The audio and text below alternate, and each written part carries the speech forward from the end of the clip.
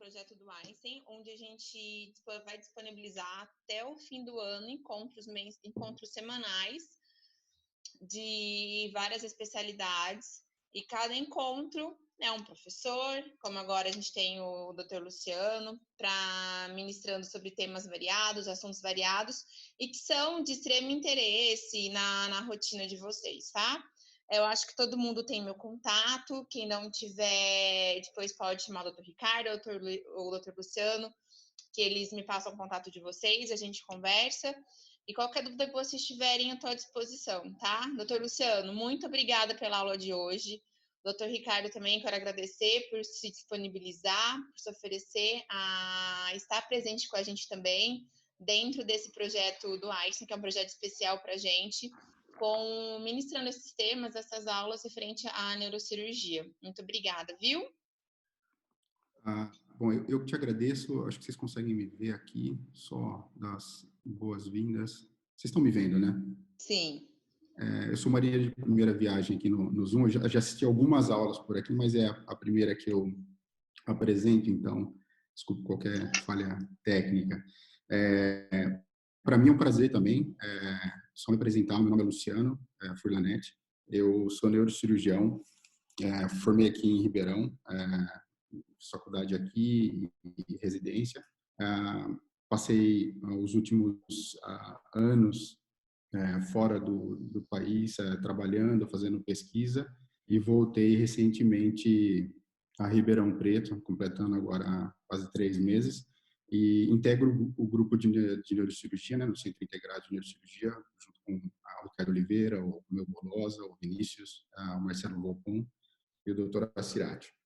Então, um dos focos assim do meu trabalho é a neurocirurgia funcional, né, que foi que eu me concentrei mais nos últimos 10 anos, praticamente. E hoje o tema da aula, da apresentação, vai versar sobre o tratamento cirúrgico dos distúrbios de movimento, né? Então, tem alguns grants de pesquisa que não interferem com o que eu vou falar. Eu dividi mais ou menos essa apresentação, como é um grupo heterogêneo com especialistas assim, de outras áreas, fora da neurocirurgia, inclusive, apresentar mais ou menos o que é neurocirurgia funcional, qual mais ou menos a nossa área de atuação. Depois, um pouco de história da neurocirurgia funcional, explicar mais ou menos como a gente chegou onde a gente está hoje, em termos de tecnologia, indicações. Falar um pouco sobre a técnica cirúrgica e abordar de maneira mais sucinta que eu consegui as 3 doenças que a gente mais atua cirurgicamente no tratamento de distúrbio de movimento, que é o tremor essencial, Parkinson e distonia em adulto e crianças, né? E um pouco da minha experiência pessoal e perspectivas que a gente espera da área. Então, falando de o que é a neurocirurgia funcional, o que a gente faz hoje, então, a neurocirurgia funcional moderna, né, hoje a gente abrange mais ou menos a estimulação cerebral profunda, né, que é a inserção de eletrodos em determinadas áreas do cérebro para tratamento de distúrbio de movimento, por exemplo. A área crescente são transtornos neuropsiquiátricos. A gente trabalha também com tratamento de dor crônica, em pacientes oncológicos e diversas formas de dor. A epilepsia também é uma área da funcional. E a neurocirurgia funcional cresceu junto e um pouco em paralelo com a neurocirurgia em si, né? As outras áreas da neurocirurgia são vascular, coluna, a pediátrica, etc. E eu acho que sempre acompanhou o desenvolvimento da neurocirurgia funcional, desenvolvimento e conhecimento de neuroanatomia, de neurofisiologia e desenvolvimento tecnológico. Provavelmente acontece também em outras áreas, né? Então, aqui representando o desenvolvimento do conhecimento de anatomia, né? Broca, Penfield, que foram precursores assim da ideia de encontrar localização no cérebro de funções, né? Então, o desenvolvimento tecnológico logo embaixo aqui, o Dandy foi um dos pioneiros em neurocirurgia de forma geral, e algumas coisas que ele desenvolveu, como a ventriculografia, foi de extrema importância para os primeiros passos da funcional, porque era um método, injetando ar, por exemplo, dentro dos ventrículos, né, cerebrais, um método de entender a anatomia daquele paciente individual, né? E também o desenvolvimento do raio-x, né, da técnica Röntgen, que ganhou o prêmio Nobel por isso. Era um alemão, né, trabalhava em Würzburg, e junto a essas coisas, então, nos últimos 70 anos, trouxeram a neurociência funcional mais ou menos onde a gente está hoje aqui. Então, um pouco da história já direcionando para o distúrbio de movimento, né? Tratamento atual. Então, houve uma era inicial aí até os anos 40, né? Começo do século 20, onde as pessoas já tinham uma noção de mais ou menos onde estaria o problema, né? Então, alguns indivíduos tentaram, Horsley, Irving Cooper, né? Tentaram seccionar diversas partes cirurgicamente, né? Cirurgia aberta por craniotomia e tal, partes do sistema piramidal e até algumas regiões dos gânglios da base, para tentar tratar diversas formas de distúrbios de movimento na época, que a gente não entendia ainda muito bem o que era o quê. Então, esses foram os primeiros passos, e existia também um interesse muito grande em desenvolver alguma forma de tratamento cirúrgico para doenças neuropsiquiátricas, que muitas vezes eram classificadas dentro de um balaio só, como neurose, psicose, porque eles realmente não tinham um critério, né, para diagnosticar uma coisa diferente da outra. E então a gente tem que lembrar também que nessa época não existia tratamento farmacológico, né, medicamentoso para a grande maioria dos problemas de saúde geral, e principalmente doenças psiquiátricas e tal. Então, Egas Muniz foi um precursor também, teve extrema importância na funcional e na psicocirurgia, que é um nome que ficou já desde a época. E a ideia, na verdade, é tentar tratar diversas formas aí de esquizofrenia e psicose e tal, fazendo também um tipo de uma craniotomia pequena e lesando o lobo frontal de uma maneira assim às escuras, e para a época surtia um efeito relativamente bom, porque realmente você não tinha como tratar esses pacientes. Porém, o índice de complicações, mortalidade, 15, 20, 30% era realmente muito alto.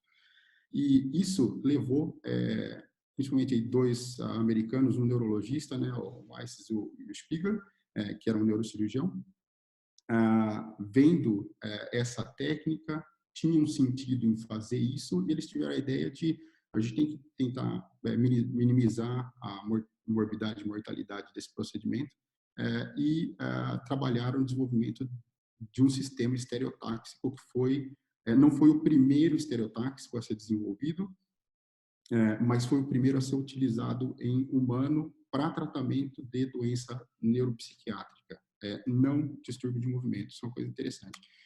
E interessante também é que, enquanto eles faziam isso lá na Filadélfia, outras pessoas que se tornaram nomes na funcional em diversos outros países, né, o Talleyrand na França, o Lexel, que deu nome ao arco que a gente usa até hoje, né, na Suécia, o Richard, onde eu trabalhei em Freiburg, que fundou o departamento em 46, no Japão e etc., Reino Unido. Então, todo mundo estava tentando trabalhar em paralelo, e interessante que cada um desenvolveu o seu brinquedo, provavelmente por dificuldade assim de comunicação, e usavam o que tinha à mão, né?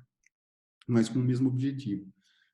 E aqui, um dado que eu, pelo menos, acho bastante interessante, porque eu fiz parte desse departamento, do Richard, que fundou em 46, para o meu orientador, são 4 gerações. Então, a história da funcional é realmente muito recente. Né? Em 2011, quando eu estive lá, começando, questão de doutorado e tal, eles estavam comemorando 60 anos do departamento, né? E Freiburg realmente foi um centro grande de funcional e até hoje leva a fama, porque, na verdade, se olhar quem são os chefes de departamento hoje na Alemanha, e a funcional é bastante forte lá, muita gente veio ou direto de lá ou foi formada por, né, são discípulos daquele departamento. Então, com relação à técnica de cirurgia estereotática, né? Então, a ideia, na verdade, do aparato que eles desenvolveram lá atrás, e é o que a gente faz hoje, é definir, por meio de coordenadas, com 3 coordenadas, um ponto no espaço, né? De maneira a conseguir localizar, seja para uma biópsia ou para implante de um eletrodo de registro ou de estimulação, um ponto específico no cérebro e da maneira mais acurada possível. Então, hoje em dia, a gente faz isso, os exames de imagem são, né, muito bons, a resolução é muito boa, que você consegue ver o STN, né, o subtalâmico, o globo pálido, as divisões, etc. Então, existe uma maneira direta de definir um target. Você encontra a estrutura na ressonância e coloca no seu planejador ali, né, estereotático, e ele vai te dar eventualmente as coordenadas. E existe também uma maneira indireta, que é baseada em atlas, né? São verdadeiros cartogramas do cérebro, que são baseados em espécimes, né? Pós-mortem e tal, foram seccionados e estudado e medido, etc. Então, a gente tem diversos atlas, os últimos, acho que os tradicionais aí, publicados nos anos 70, porque realmente é um método que, por uma questão de melhora dos exames de imagem, foi sendo deixado um pouco de lado. Mas pode ser útil também em algumas situações. E durante a cirurgia, você pode lançar mão também de outras técnicas, como estudo eletrofisiológico. A gente sabe que as estruturas no cérebro, no estado normal e no estado de patológico, elas têm assinaturas assim particulares de cada um. Então, se descer um eletrodo de registro, você consegue identificar se você está no globo pálido, se você está no subtalâmico, se já passou o subtalâmico e chegou na nigra, para saber exatamente aonde fixar o seu eletrodo, etc. Então, com relação ao tratamento de distúrbio de movimento, né, acho que os principais assim, targets no cérebro não faltam. Uma lista aí, mais centena de possíveis targets que podem ser usados em doenças neuropsiquiátricas e em geral. Mas eu acho que dentro do distúrbio de movimento, para o tratamento de tremor essencial, eu acho que o principal target é realmente o tálamo, né, o núcleo ventro intermédio. Para distonia, o globo pálido interno, o STN também pode ser usado, e para Parkinson, principalmente STN, alguns grupos, em algumas situações, a gente prefere o globo pálido interno. Então, aqui um exemplo de um atlas, que esse é o Schottenbrand, né?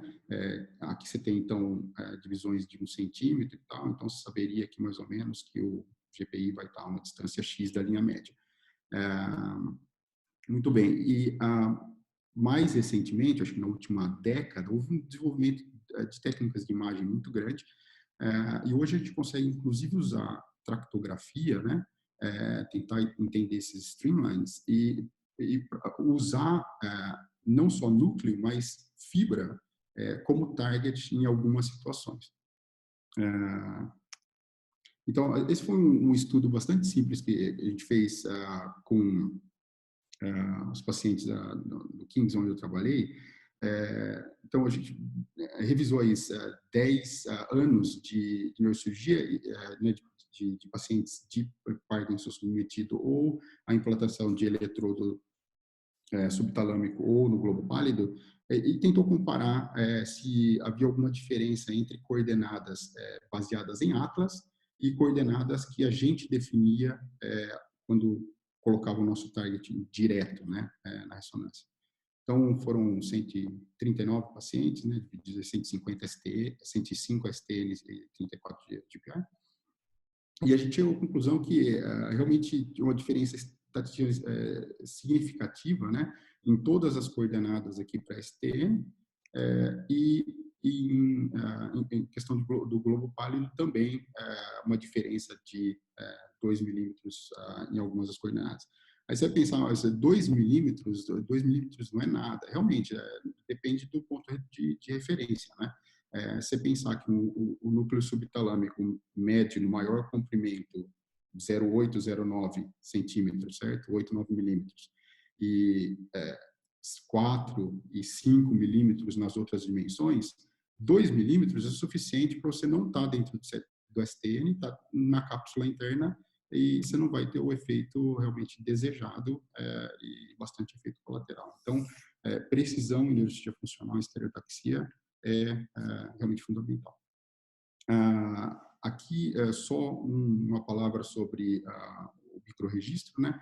Então, acho que vocês conseguem ver aqui à esquerda em cima, dizem que foi definido o target dentro do STN, esse aqui é o núcleo rubro, né?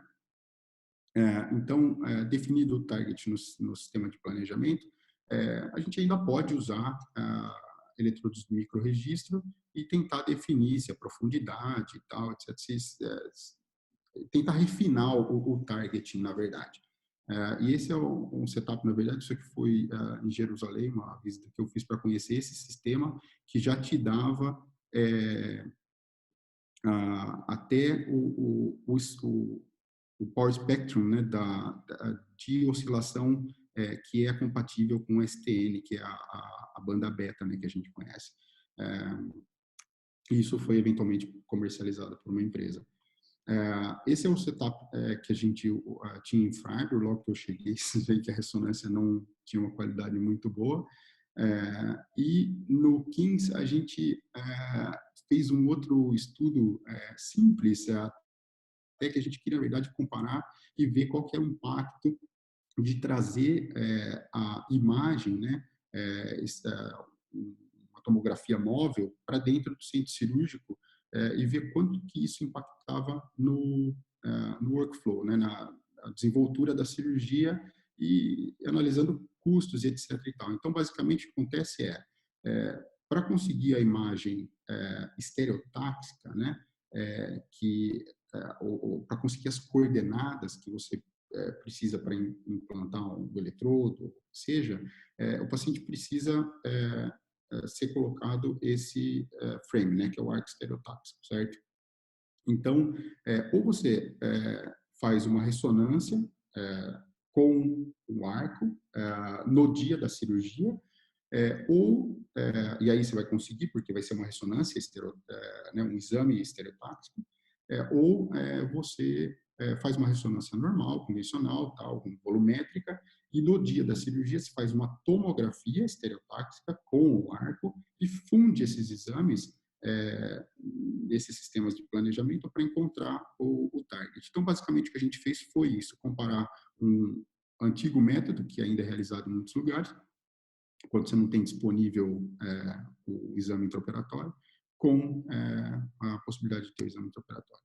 Então, é mais ou menos o setup na sala cirúrgica, né? Um equipamento grande, aí, meia tonelada mais ou menos, mas consegue acomodar de uma maneira que não atrapalhe. Na verdade, durante a cirurgia, a gente não mantinha o equipamento próximo ao paciente, a gente fazia a primeira imagem e depois fazia a imagem de controle, que é o que vocês veem na direita aqui embaixo.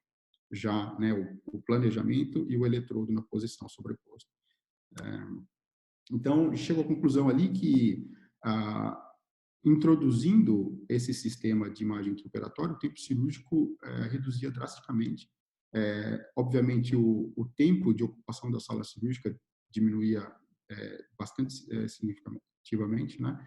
Não mudou a acurácia da implantação, quer dizer, se fizer a ressonância estereotáxica ou CT estereotáxica e fundir com uma ressonância normal, você consegue ter o mesmo índice de acurácia, né?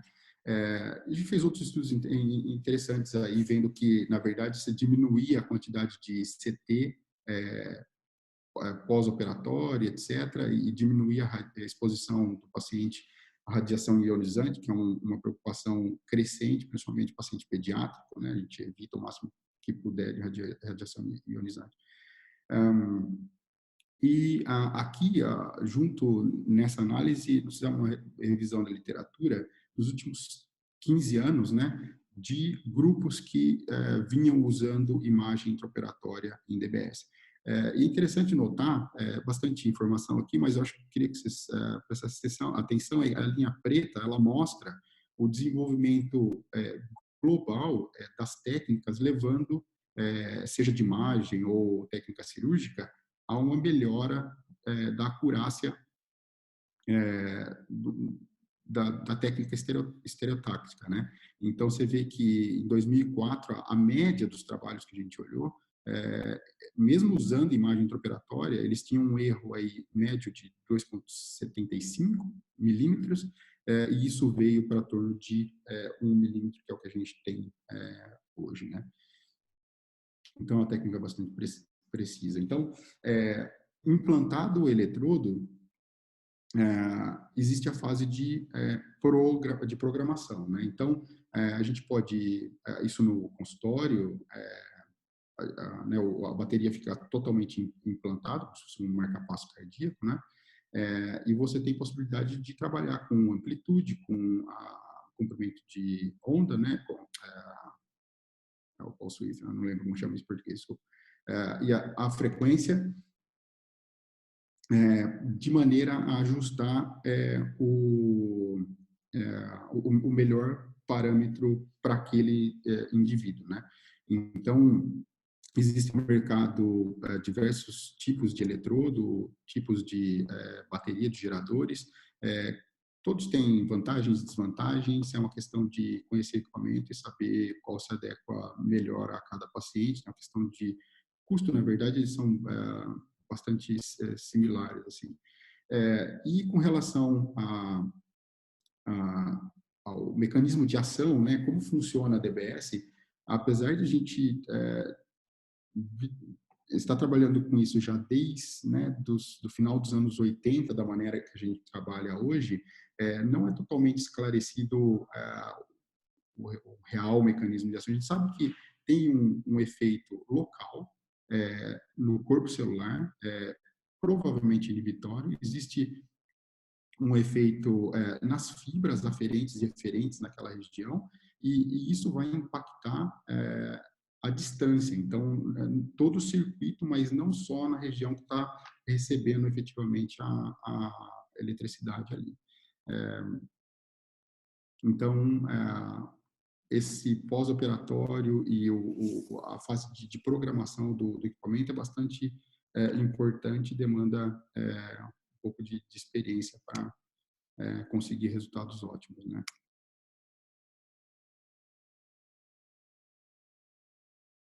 Especificamente com relação ao tratamento da doença de Parkinson, que é a primeira delas que eu vou falar, tem uma prevalência de 1% na população acima de 65 anos, é a segunda, na verdade, mais frequente, o segundo, né, dos distúrbios de movimento, né? O mais comum, na verdade, é o tremor essencial. E a gente sabe que pode também afetar uma parcela da população abaixo de 50 anos, e existe uma predileção por pacientes de sexo masculino. Então, esse é um exame de PET mostrando diminuição de dopamina nos gânglios da base. Esse aqui seria um paciente normal, esse aqui é um paciente parkinsoniano. Mecanismo não vou me ater agora, porque o pessoal já deve conhecer, mas basicamente o que a gente tem de sintomas motores, né, são os principais sintomas, é esse tremor de repouso. Você vê que ele até diminui quando o paciente faz a postura, né, quer dizer, é mais de repouso do que postural, e junto disso existe aí a hipocinesia, né, a lentidão de movimento, com o aumento do rigor, né?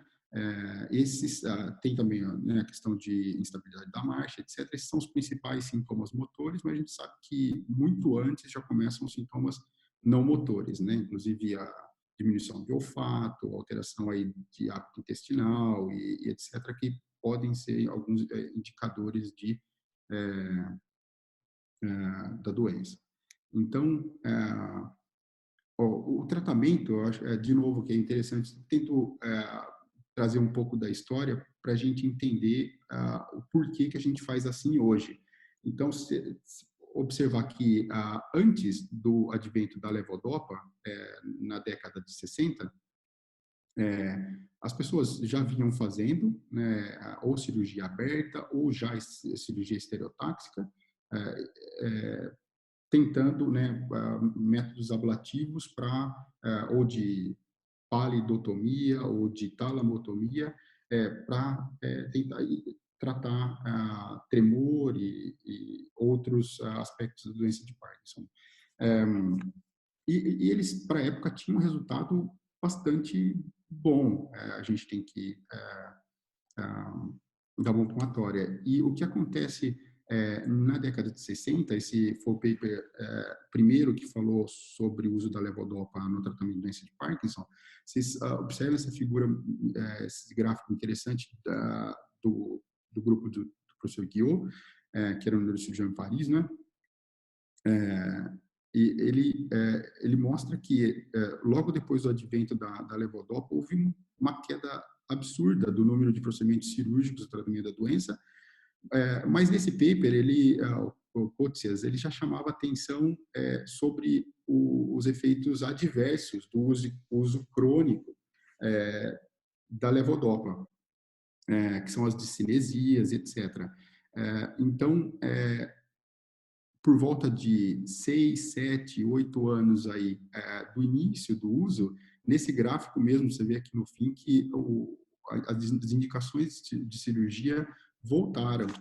Aí não só para tratar a doença em si, ou como um adjuvante ao tratamento clínico, mas também para tentar minimizar os efeitos adversos, né, do uso prolongado da levodopa.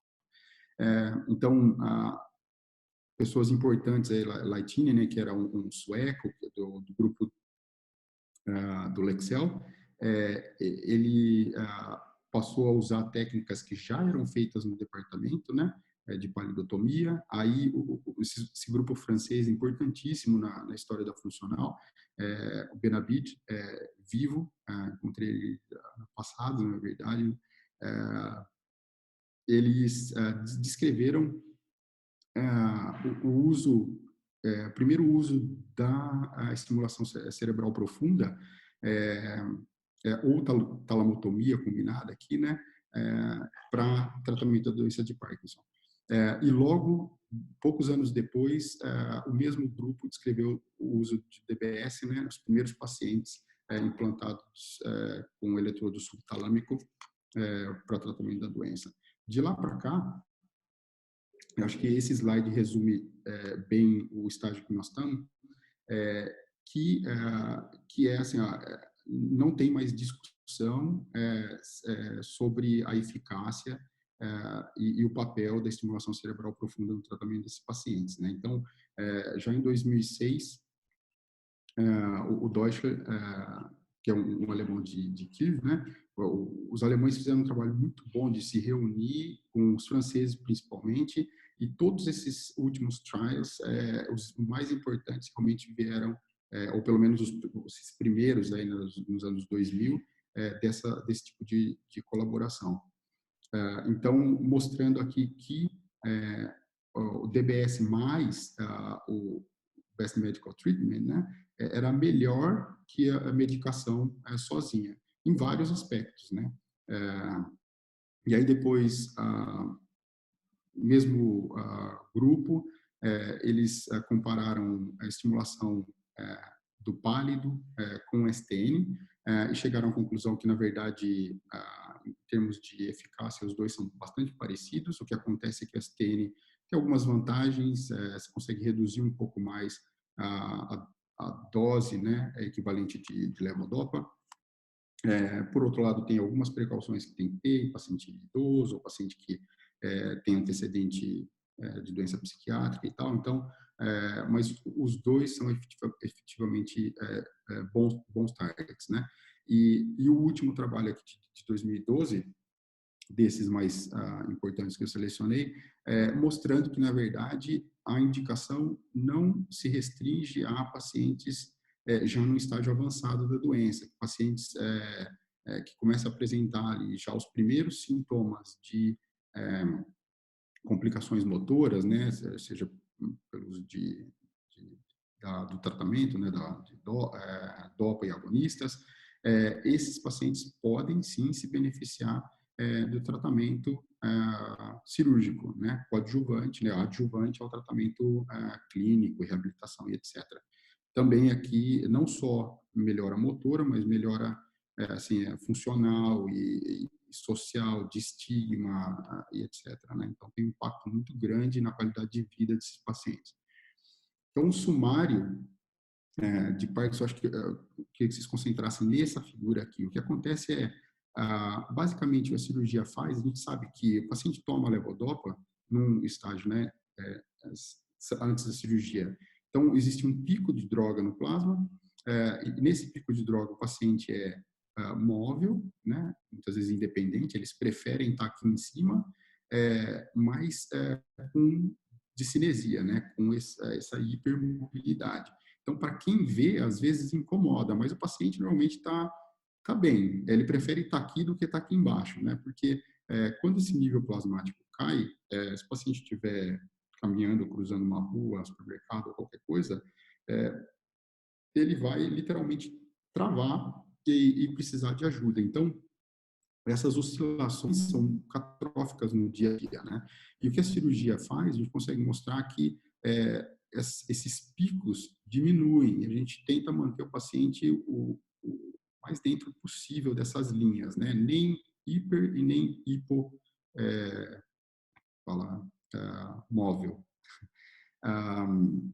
Então, é basicamente isso aqui. Tem um vídeo de antes e depois.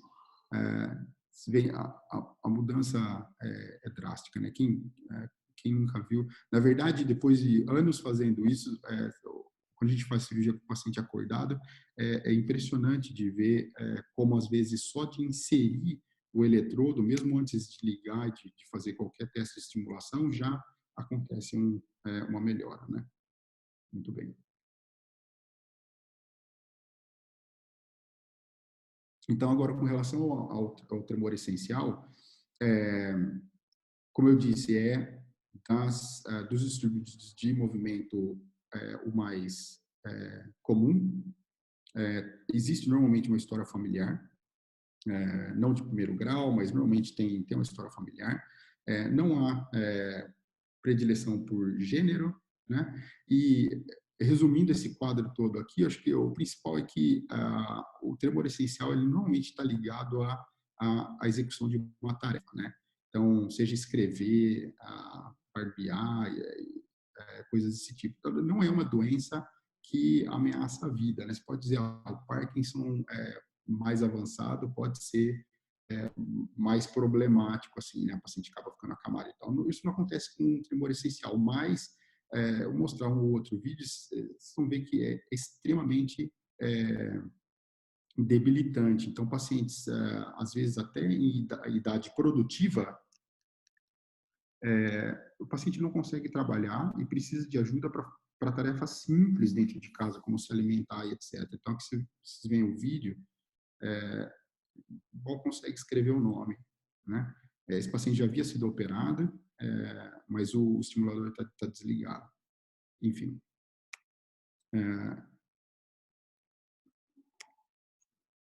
Deixa eu passar aqui. Muito bem. Então, com relação a vias, né, onde está o problema, a gente acredita que o problema esteja nessa via dentato-rubro-talâmica, né? E é interessante que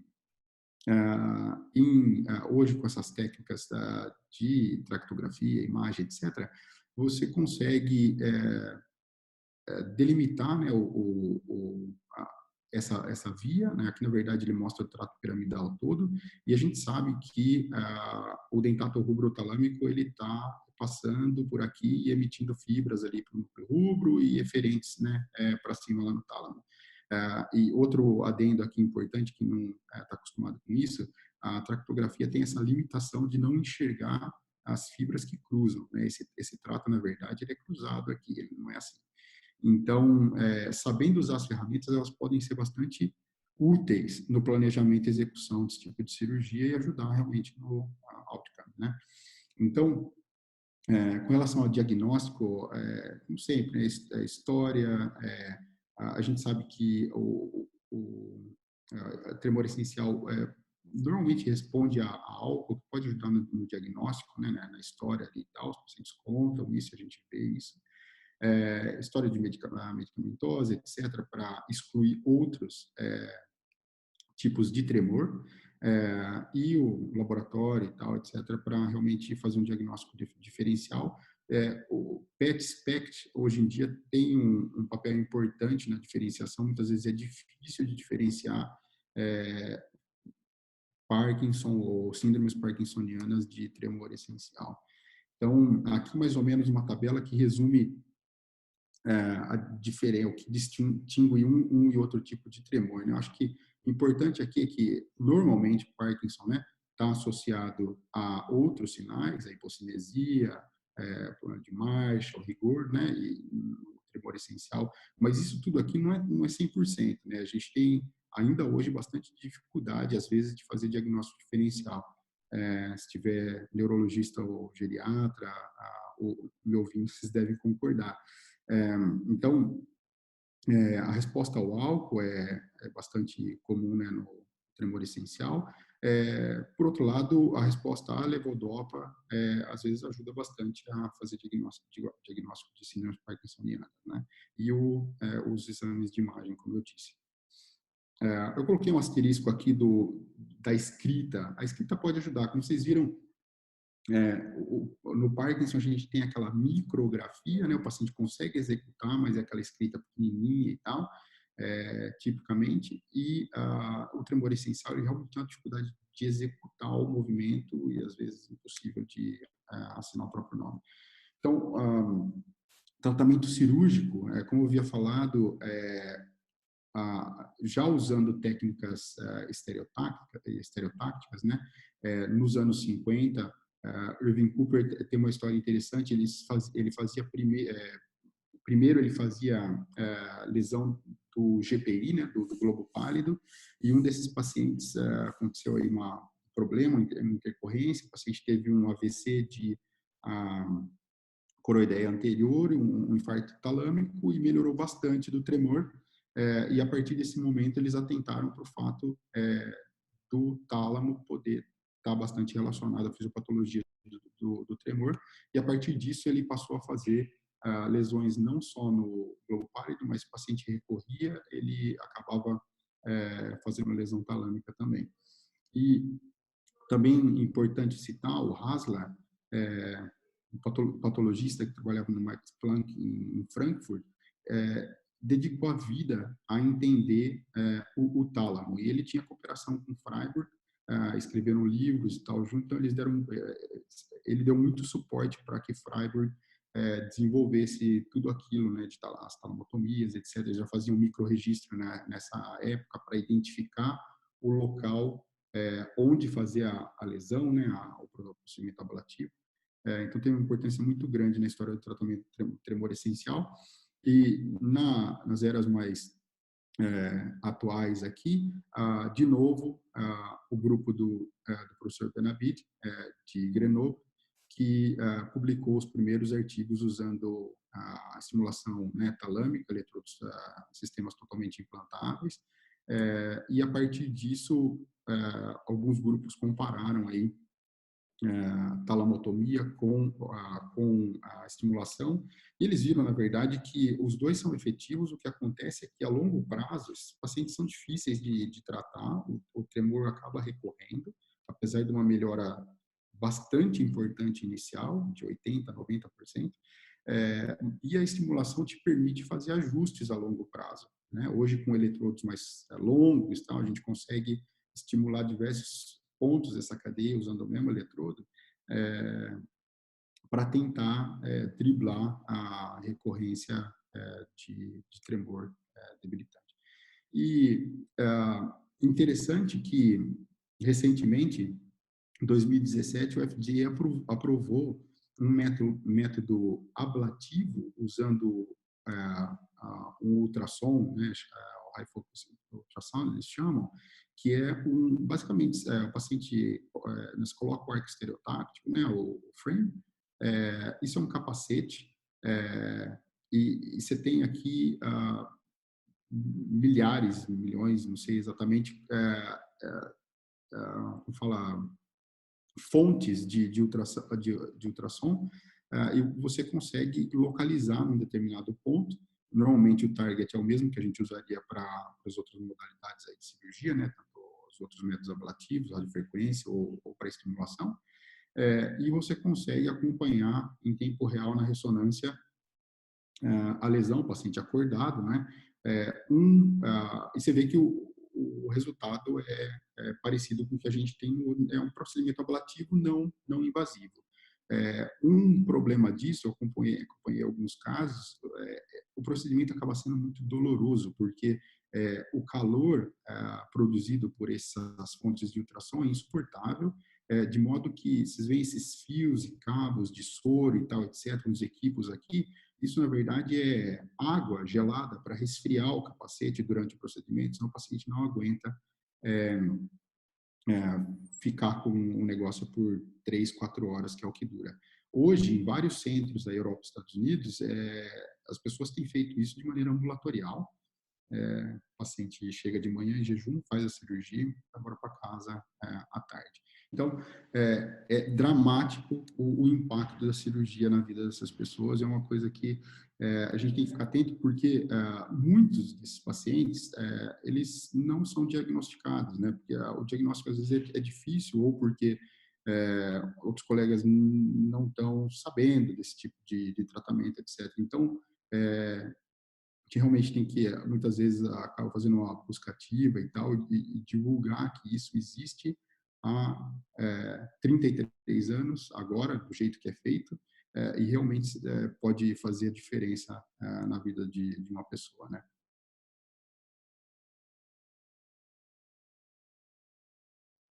Então, distonia. O tratamento cirúrgico de distonia, eu acho que merecia uma semana de aula, porque é bastante mais complexo que o que a gente viu até agora. A distonia, na verdade, não é uma doença, na verdade, acho que é uma manifestação de um grupo de doenças, né? E a primeira vez, né, descrita no fim do século XIX, antes, como outras doenças que eu comentei, né, considerado uma neurose ou uma doença psiquiátrica, né? E diferente do tremor, que é uma contração alternada de grupos, né, musculares antagonistas, a distonia é uma cocontração de músculos antagonistas, né, que leva a pessoa a apresentar esse tipo de posição, né, tônica e quase que desfigurante, né? Aqui, a criança, né, com a distonia genética, e a fisiopatologia não é realmente bastante compreendida.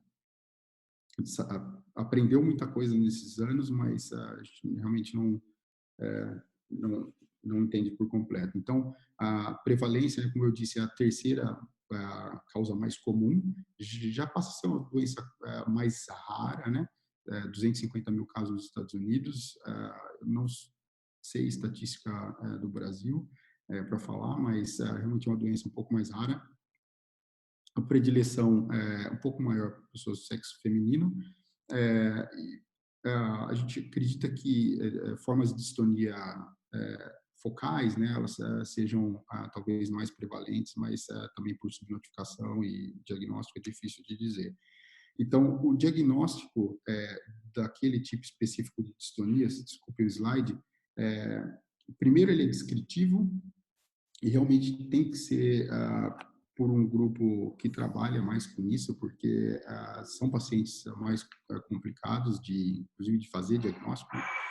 E aí você tem uma segunda parte etiológica e tentar encaixar, né, classificar o tipo do problema. Então,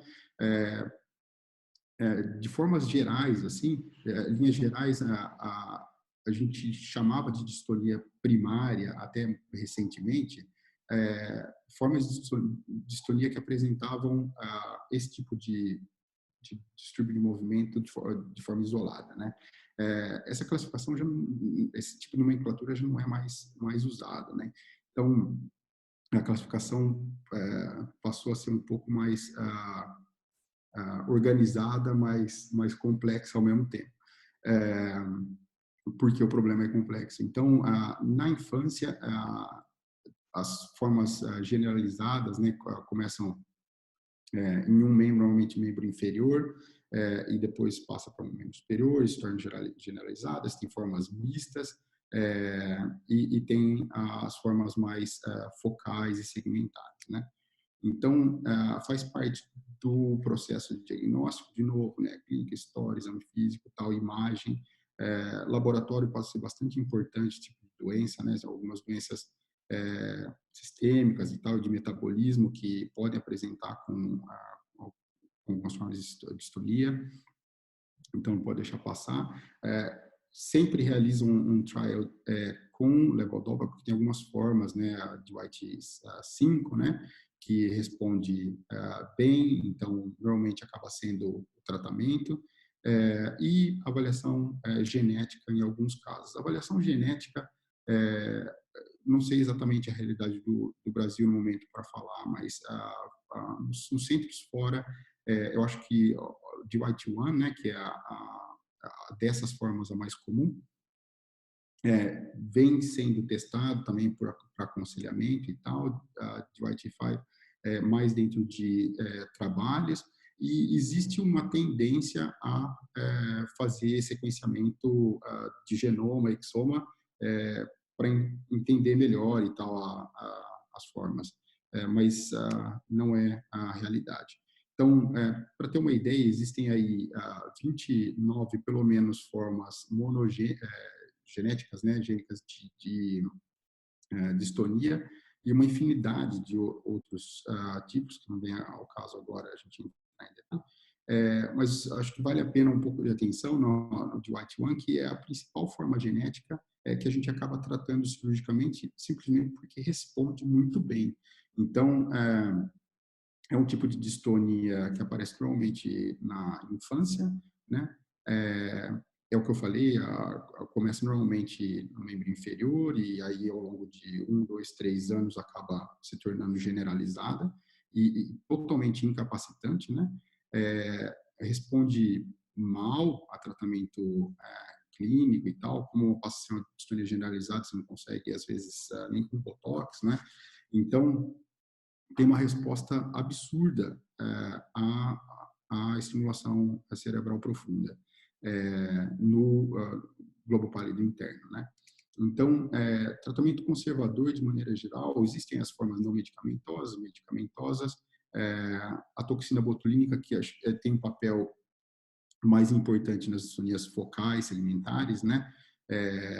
Mas também, em alguns casos, né, generalizados, mas não é a minha praia, a toxina botulínica. Os colegas neurologistas têm mais experiência com isso. Tratamento cirúrgico,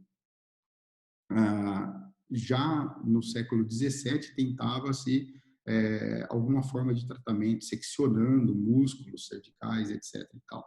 Hoje em dia existe, né, o tratamento do periférico, né, as derivações seletivas para alguns tipos de distonia.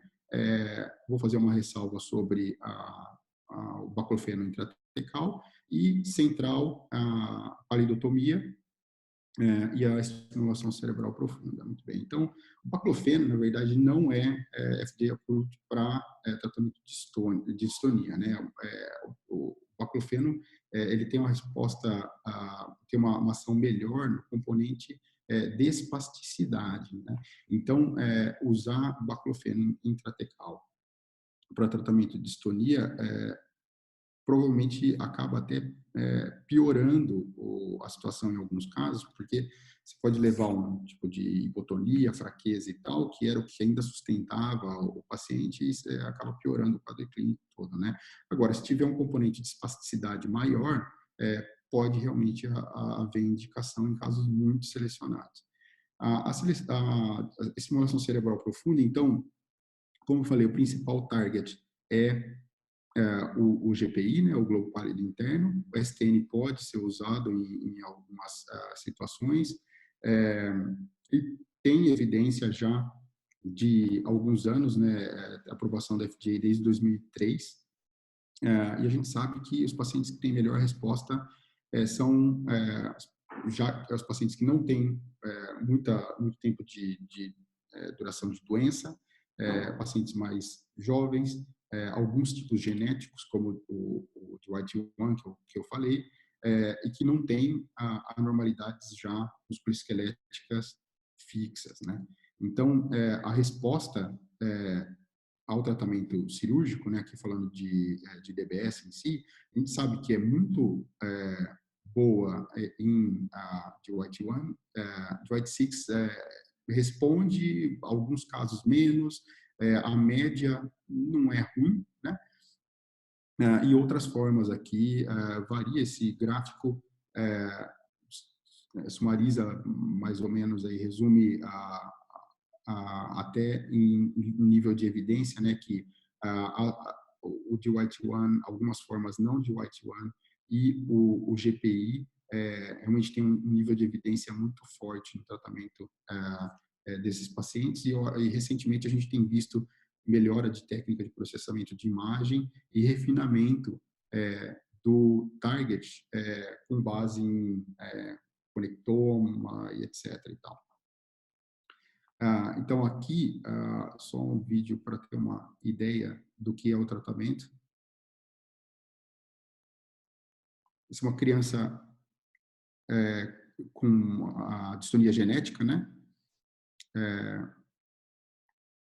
E aí, pós-operatório, com menos de, ou um pouco mais de um ano, né? 1 ano e meio, de volta à atividade.